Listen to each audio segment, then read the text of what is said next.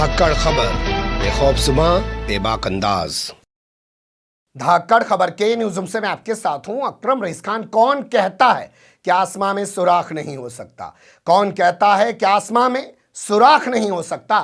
एक पत्थर तो तबीयत से उछालो यारो। ये शेर आपने खूब सुना भी होगा, पढ़ा भी होगा, लेकिन आज आप लोग इस शेर को चरितार्थ होते हुए देखेंगे। जी हां, इस शेर को चरितार्थ होते हुए देखेंगे, और वो भी नरेंद्र मोदी के हवाले से।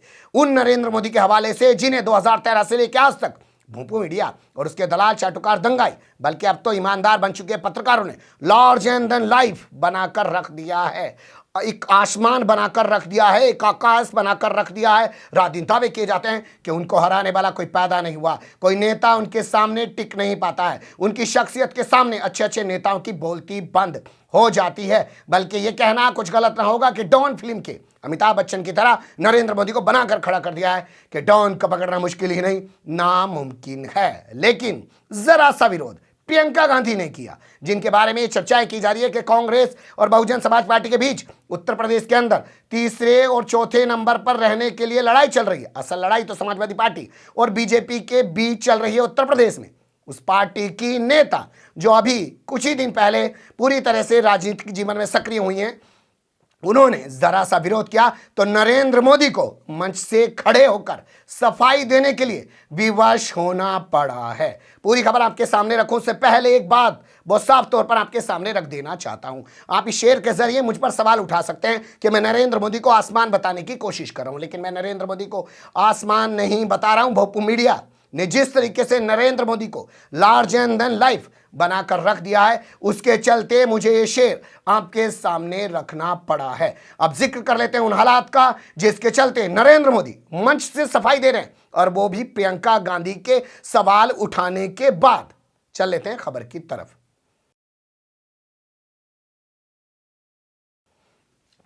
सबसे पहले आपके सामने नरेंद्र मोदी की सफाई रख देते हैं, उससे आपको बहुत सारी चीजें क्लियर हो जाएंगी।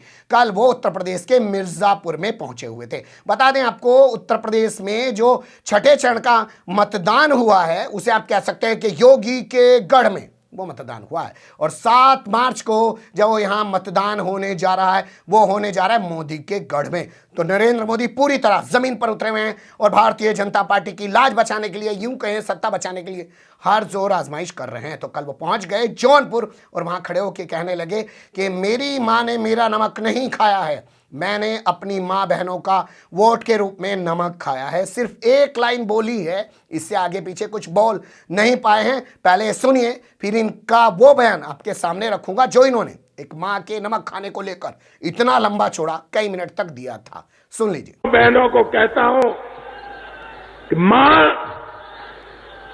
नमक आपने नहीं खाया है, नमक तो आपका मैंने खाया है। आपने जो मुझे नमक खिलाया है, जीवन भर एक बेटे की तरह मां, मैं नमक का कर्ज चुकाता रहूंगा। सुन लिया आपने, ये हैं नरेंद्र मोदी। सिर्फ एक लाइन में पूरी बात को खत्म कर गए। आपने कभी देखा नहीं होगा, एक लाइन में पूरी बात खत्म कर दें, लंबा चौड़ा उसके पीछे एक कहानी गुन लेते हैं। जैसे हमेशा से इनकी एक आदत है कि इनकी जो बातें हैं उसमें बुजुर्ग महिला, बूढ़ी महिला हमेशा आ जाती है। जैसे आप देखेंगे नोटबंदी के दौरान इन्होंने कहा, अरे एक माँ ने मुझे फोन किया, एक माँ मुझे मिली, उसने बताया कि मेरे बेटे ने मुझे जो है वृद्धाश्रम में छोड़ दिया था, लेकिन मोदी जी जब से आपने नोटबंदी की है और हर एक के खाते में सिर्फ 2.5 लाख रुपए ही रखे जा सकते हैं, तब से मेरा बेटा मेरी खुशामद कर रहा है, मुझे ले जा रहा है, मेरे खाते में भी 2.5 लाख रुपए जमा करवा रहा है। इसी दौरान आपने देखा वो नोटबंदी की बात कर रहा हूं, क्या इन्होंने अपनी मां को भी लाइन में ले जाकर खड़ा कर दिया था 2000 रुपए निकालने के लिए। या अपनी मां से जब मिलने जाते हैं तो ऑन कैमरा मिलने जाते हैं। खैर छोड़िए उन सब चीजों को, कुल मिला के ये है कि जो इन्होंने नमक वाले मामले पर सफाई दी है, इससे पहले इन्होंने क्या कहा था और प्रियंका गांधी ने कैसे उसका विरोध किया था, उससे आपको रूबरू करा देते हैं। तो पहले बात इनके उस बयान की, वो बयान इन्होंने हरदोई में दिया था। हरदोई में इन्होंने एक बयान देते हुए कहा था कि मैंने सोशल मीडिया पे देखा कि एक मां बोल रही है कि उसने मोदी का नमक खाया है, इसलिए वो नमक हरामी नहीं करेगी, विश्वासघात नहीं करेगी, भाजपा को वोट देगी। सुन लीजिए कितना लंबा चौड़ा बोले थे उस समय। मैं कल ये सोशल मीडिया में एक वीडियो देख रहा था और मेरा मन करता है वो मैं आज बात बताऊं मैंने क्या देखा। बताऊं ना?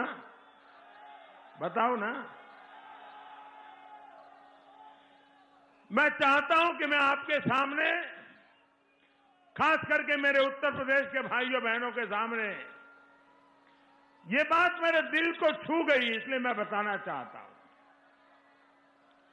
उस वीडियो जो मेरे पास पहुंचा उसमें एक बहुत ही गरीब बुजुर्ग महिला, और मैं देख करके कह सकता हूं शायद उस मां को कभी स्कूल में जाकर के पढ़ाई करने का बहुत सौभाग्य नहीं मिला होगा। ऐसी एक गरीब बुजुर्ग मां, एक ऐसे ही आजकल जाते हैं ना टीवी, हमारे ऐसे मित्र सारे, तो ऐसे कोई डंडा लेकर के पहुंच गया इंटरव्यू करने के लिए। वो गरीब मां को तो क्या मालूम, वो आके खड़ा हो गया, उसने ऐसे ही उनको जरा टेढ़े मेढ़े सवाल पूछना शुरू किया। उस गरीब महिला बुजुर्ग मां से पूछा कि आपके यहां चुनाव कब है? और मजा ये है उस मां ने सही तारीख बताई कि फलानी तारीख को हमारे यहां चुनाव है। लेकिन उसके साथ साथ ये भी कह दिया मां ने, ताकि वो आकर के सर खाए नहीं, नया सवाल पूछे नहीं। उन्होंने कहा चुनाव है फलानी तारीख को और हमने नमक खाया है, हम धोखा नहीं देंगे। एक गरीब बुजुर्ग अनपढ़ मां उस बुजुर्ग महिला से फिर पूछा किसका नमक खाया है, किसे धोखा नहीं देगी?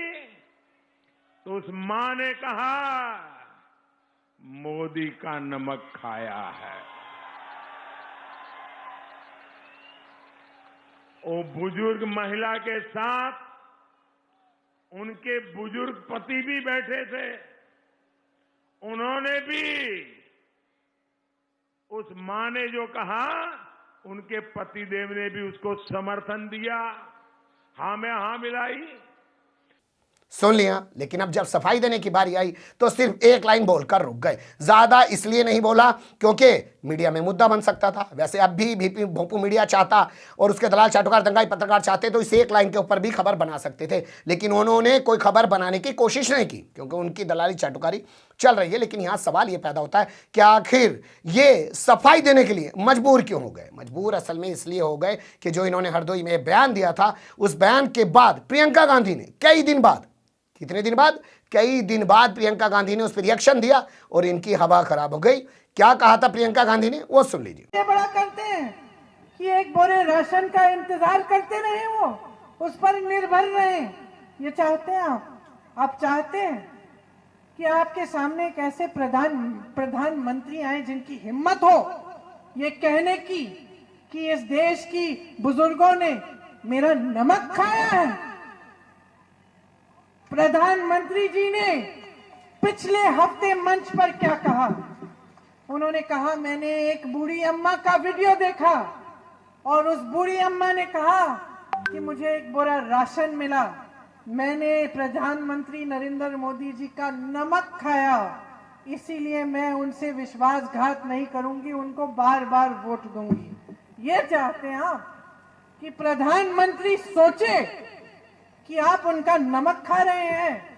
नमक तो नेताओं ने आपका खाया है।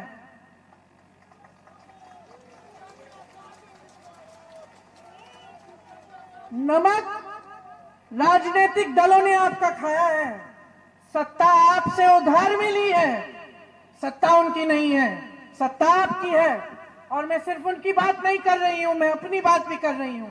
अगर कल आप मुझे सत्ता दें और मैं काम न करूं और मेरी मानसिकता ये बन जाए कि आप पर कोई बड़ा एहसान कर दिया, आपको एक राशन का बोरा पकड़ा के, आपको थोड़े से पैसे भिजवा के, तो मुझे भी खदेड़ देना। सुन लिया आपने प्रियंका गांधी को। प्रियंका गांधी ने कहा कि कितने शर्म की बात है कि इस देश का प्रधानमंत्री कह रहा है कि हमारे देश की माताओं बहनों ने उसका नमक खाया है। इतने बड़े हमले के बाद, हालांकि मीडिया ने उसको कोई मुद्दा नहीं बनाया था, लेकिन आम लोगों तक वो बात खूब पहुंच रही थी और इनको आभास हो गया कि आम लोगों तक वो बात पहुंच रही है, इसलिए इन्होंने सफाई दे दी है। हालांकि नमक खाने वाले बयान पर असदुद्दीन ओवैसी ने भी कटाक्ष किया था। कैसे किया था वो भी देख लीजिए। प्रधानमंत्री एक और बात बोल दिए कि उत्तर प्रदेश की जनता कहती है कि हम मोदी का साथ क्यों छोड़ेंगे, हमने उसका नमक खाया है। आप मोदी का नमक खाए या देश का नमक खाए? किसका नमक खाया? डरो मत, जोर से बोलो। तो प्रधानमंत्री ये समझ रहे कि हम सब उनका नमक खाए। प्रधानमंत्री आप भी देश का नमक खा के प्रधानमंत्री बने, आप किसी और का नमक नहीं खाएं। अगर खाएं तो बताइए हमको किसका नमक खाए आप? प्रधानमंत्री बोल रहा, बताइए। प्रधानमंत्री ये समझ रहे कि अगर मैं पेट्रोल डीजल गाड़ी में भराता हूं, मोटरसाइकिल में डालता हूं, तो उन पैसों से गरीब को राशन मिलता है।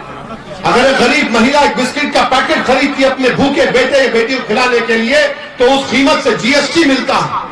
और प्रधानमंत्री बोल रहे मैंने बड़ा एहसान किया। कुछ एहसान नहीं किया प्रधानमंत्री ने, बल्कि रोजगार नहीं मिला उत्तर प्रदेश के युवाओं को। उत्तर प्रदेश के रोजगार का बीजेपी ने 5 साल पहले कहा था 70 लाख लोगों, नौजवानों को, युवाओं को नौकरी मिलेगी, सिर्फ 3 लाख को देने का झूठा दावा करते हैं। किसान परेशान है, गरीब परेशान है। वो नौजवान जो रात रात भर महीनों पढ़ता है, गांव से निकलकर शहर जाकर एग्जाम लिखता है, तो योगी की सरकार कहती है एग्जाम नहीं होगा, पेपर लीक हो गया। और योगी कहते हैं कि माफिया भाग गया, क्रिमिनल भाग गया। अरे कहां भागा? जो हमारी गाड़ी पर 4 गोलियां चलाई वो किसके घर का दामाद था? देख लिया आपने, असदुद्दीन ओवैसी ने भी इस पर जबरदस्त कटाक्ष किया था। अब नरेंद्र मोदी पीछे हटे हैं, इस बयान पर सफाई दी है। बोंपू मीडिया ये बात नहीं बता रहा, लेकिन ये शेर जरूर चरितार्थ होते हुए दिख रहा है कि जिन्हें लार्जर देन लाइफ बताया जा रहा है, जिन्हें कहा जा रहा है कि उनके सामने बड़े बड़े नेता नहीं टिक पाते हैं, उनके सामने कोई व्यक्तित्व देश के अंदर राजनीतिक फलक पर दिखाई नहीं देता है। जरा सा विरोध प्रियंका गांधी ने किया, तोते उड़ गए और सफाई देनी पड़ी। क्या ये संयोग है या प्रयोग है?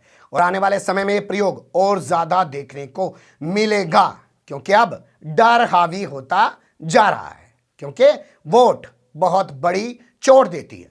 बने रहिएगा धाकड़ खबर के साथ। कमेंट्स के रूप में आप लोग अपनी राय दे सकते हैं, खबर को लाइक कर सकते हैं, चैनल को सब्सक्राइब कर सकते हैं और ज्यादा से ज्यादा हमारी खबरों को शेयर कर सकते हैं। फिर ऐसे ही किसी सुलगते हुए अवलस्त मुद्दे लेकर मैं आपके सामने हूँगा हाजिर। फिलहाल अभी मुझे दें इजाजत।